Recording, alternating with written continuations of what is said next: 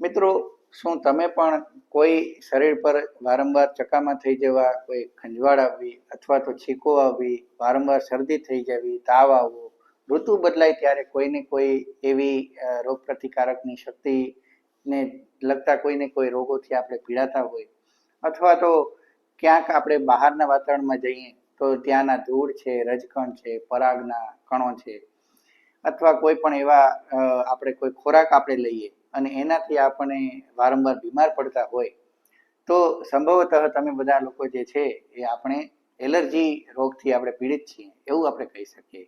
તો મિત્રો, આ વિડીયો આજનો તમારા માટે છે. હું છું ડૉક્ટર લલિત કુમાર પાંખાણીયા. મિત્રો, એલર્જી શબ્દથી આપ સૌ ખૂબ પરિચિત હશો. વારંવાર આપણે દવાખાને આપણા રોગની સારવાર માટે જઈએ ત્યારે આપણને ચોક્કસ જ્યારે નિદાન ના મળે ત્યારે અલગ અલગ પ્રકારના લેબોરેટરીના ટેસ્ટ કરાવ્યા પછી ડૉક્ટર એમ કહે છે કે તમે કોઈ ચોક્કસ પ્રકારની એલર્જીથી તમે પીડિત છો. તો આ એલર્જી શબ્દ આપણા દરેકનો જાણીતો શબ્દ છે. જ્યારે કોઈ આ પ્રકારના બહારના તત્વો, ધૂળ છે, રજકણ છે, પરાગકણ છે, અથવા કોઈ આપણે એવો ચોક્કસ પ્રકારનો આહાર આપણા શરીરના સંપર્કમાં આવે અને ત્યારે આપણી રોગ પ્રતિકારક શક્તિ તેના પ્રત્યે જે પ્રતિકાર બતાવે છે એ પ્રતિકારના ભાગરૂપે આપણને આ પ્રકારના લક્ષણો જોવા મળતા હોય છે.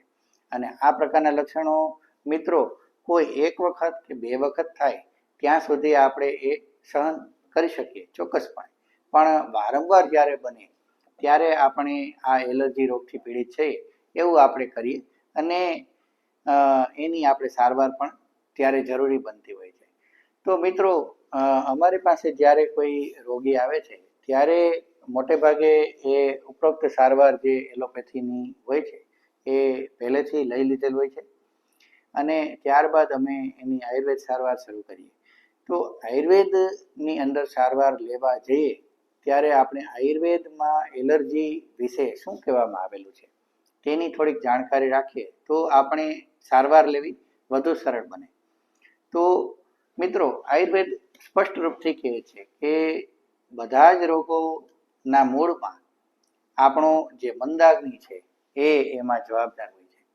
તો કોઈ પણ કારણસર આપણે જઠરાગ્નિ કોઈ કારણસર જ્યારે મંદ પડે ત્યારે શરીરમાં આપણો જે ખોરાક જે લીધેલો હોય છે તેનું ઉત્તરોત્તર જે પાચન થવું જોઈએ અને એ પાચન ન થાય ત્યારે આપણે આમની ઉત્પત્તિ થાય છે.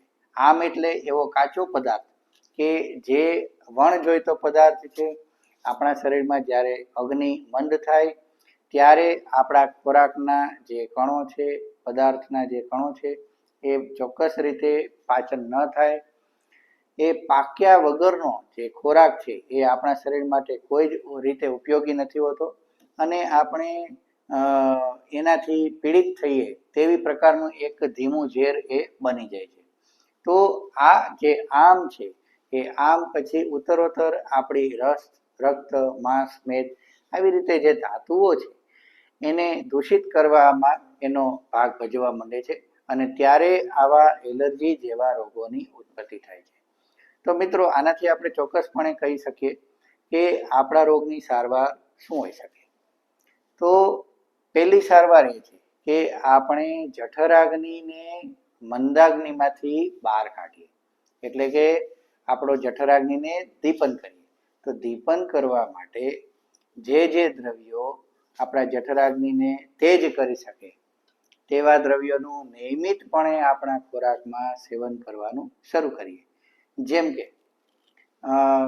સૂંઠ છે, આદુ છે, કેટલીક રીતે આપણે કહીએ તો મરી છે, આપણે લવિંગ છે, આવા જે ઉષ્ણ દ્રવ્યો છે, તે તીક્ષ્ણ દ્રવ્યો છે, આવા દ્રવ્યોનું સેવન આપણે મરી મસાલાનું સેવન આપણે નિયમિતપણે કરીએ તો આપણો જે અગ્નિ છે એ મંદાગ્નિમાંથી તીક્ષ્ણાગ્નિ અથવા તો સમાગ્નિ તરફે આગળ વધે. આગળ વાત કરીએ. હવે જે બનેલો આમ છે એનું પાચન થવું જરૂરી છે.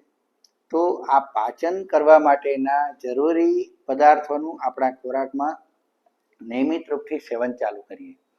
જેમ કે આપણા નિયમિત ખોરાકમાં જીરું છે, અજમો છે, ધાણા છે, વરિયાળી છે, આવા દ્રવ્યો આપણા ખોરાકમાં નિયમિતપણે રહેવા જોઈએ.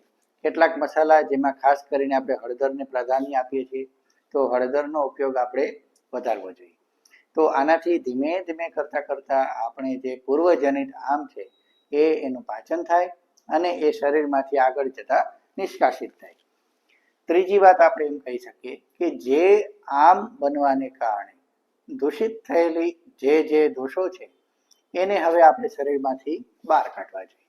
તો બહાર કાઢવા માટે આપણા જે આયુર્વેદમાં ખાસ કરીને પંચકર્મ સારવાર ખૂબ પ્રચલિત છે.